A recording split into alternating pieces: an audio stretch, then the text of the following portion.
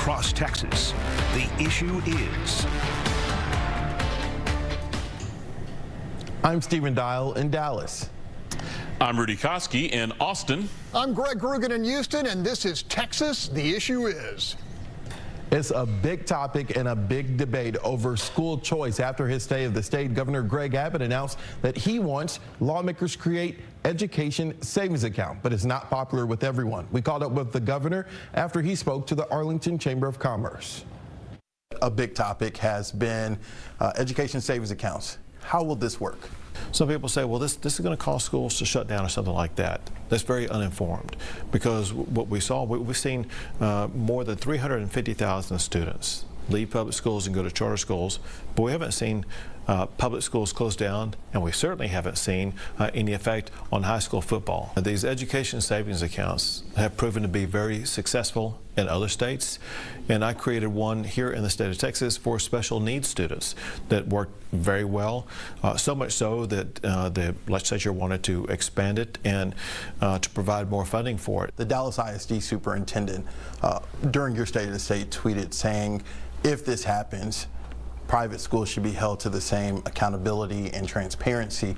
How can that happen? If they're private, they can't be held to a state standard, can they? Well, they can be held to accountability standards, and the way that it would be structured, there would be a third party in charge of ensuring that accountability will be upheld. The state can impose accountability for any institution that receives this money. So yeah, accountability will apply.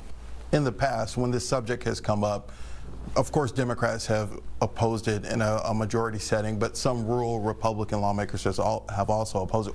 What's different now?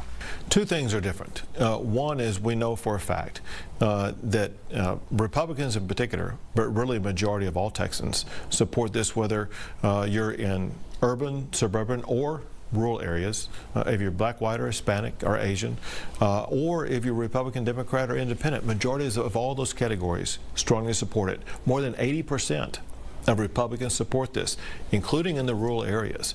And so in rural areas, if a Republican representative votes against this, they're actually voting against their own constituents. So you're very confident that this will not reduce funding for public schools? For one, absolutely yes. But the way funding works for public schools is it provides funding for the students who go to those schools. And so those schools will continue to attract new students every single year, and their funding will remain in place. This does not harm public schools in rural areas or elsewhere, and as a result there's no reason to have this fear raised about it, because we've seen that it can work very effectively.